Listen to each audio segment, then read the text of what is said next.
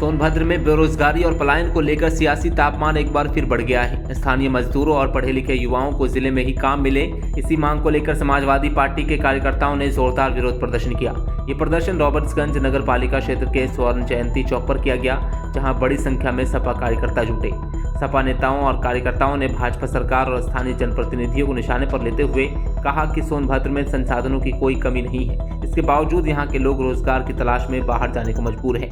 Double engine की सरकार से समाजवादी पार्टी मांग करती है कि यहाँ के मजदूर, यहाँ के पढ़े लिखे युवा रोजगार हैं, बेरोजगार हैं, उनको रोजगार नहीं मिल रहा है। लगातार यहाँ से मजदूर, पढ़े लिखे युवा पलायन कर रहे हैं। क्या कारण है कि भारतीय जनता पार्टी के जनप्रतिनिधि मौन है, वो सदन में अपनी आवाज नहीं उठाते हैं, गूंगे बहरे बन जाते हैं और यहाँ के बेरोजगार बाहर जाके काम करते हैं, मर जाते हैं, गिर के मर जाते हैं। पर यहाँ की जितने भी प्राइवेट कंपनियां हैं, यहाँ के लोगों को रोजगार न देने में इन लोगों की क्या मिली भगत है, ये भारतीय जनता पार्टी के विधायक अपना बताएं कि क्या कारण है कि लोग बाहर से यहाँ पे सोनभद्र में नौकरी करते हैं, पर सोनभद्र के युवाओं को, यहाँ के मजदूरों को रोजगार नहीं दिया जाता है। और जब ये बात यहाँ के सोनभद्र के युवा जब पूछता है विधायक से अपने, तो विधायक इसकी चर्चा न करके वो अपने में ही मदहोश रहते हैं, अपने ही कामों में बिजी रहते हैं। इसका समाजवादी पार्टी पुरजोर विरोध करती है।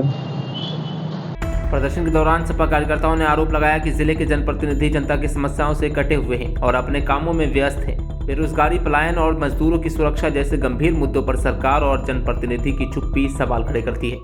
देखिए, आज समाजवादी पार्टी के कार्यकर्ताओं ने इस प्रदेश की भाजपा सरकार के साथ साथ भारतीय जनता पार्टी के जनप्रतिनिधियों के विरोध में प्रदर्शन किया और लगातार सोनभद्र में बेरोजगारी, भ्रष्टाचार चरम सीमा पर है और यहाँ के भारतीय जनता पार्टी के जनप्रतिनिधि मजदूरों को रोजगार मुहैया कराने के लिए विधानसभा में सबसे पहले तो आवाज नहीं उठाते हैं। और अभी हाल ही में सोनभद्र में 3 लाशें आई हैं जो हमारे श्रमिक बाहर गए थे कमाने के लिए, आज उनकी लाश सोनभद्र में, आज अभी मोरपुर में एक लाश आया है श्रमिक का। तो ये भारतीय जनता पार्टी के लोग और यहाँ के जनप्रतिनिधि गूंगे बहरे अंधे हो गए हैं और विधानसभा में रोजगार के नाम पर आवाज उठाने का काम नहीं करते। और कोई लाश अगर बाहर से आती है तो उनके घर पर जाते नहीं है। क्या मौत का 1-2 लाख रुपया ही दिया जाता है? आज कोई परिवार को नौकरी नहीं मिल रहा है। यहाँ सोनभद्र के लोग बेरोजगार घूम रहे हैं। इसलिए हम लोग प्रदर्शन के माध्यम से इस भारतीय जनता पार्टी के जनप्रतिनिधियों को जगाने का काम किया और मांग करते हैं कि सोनभद्र में रोजगार मुहैया कराया जाए।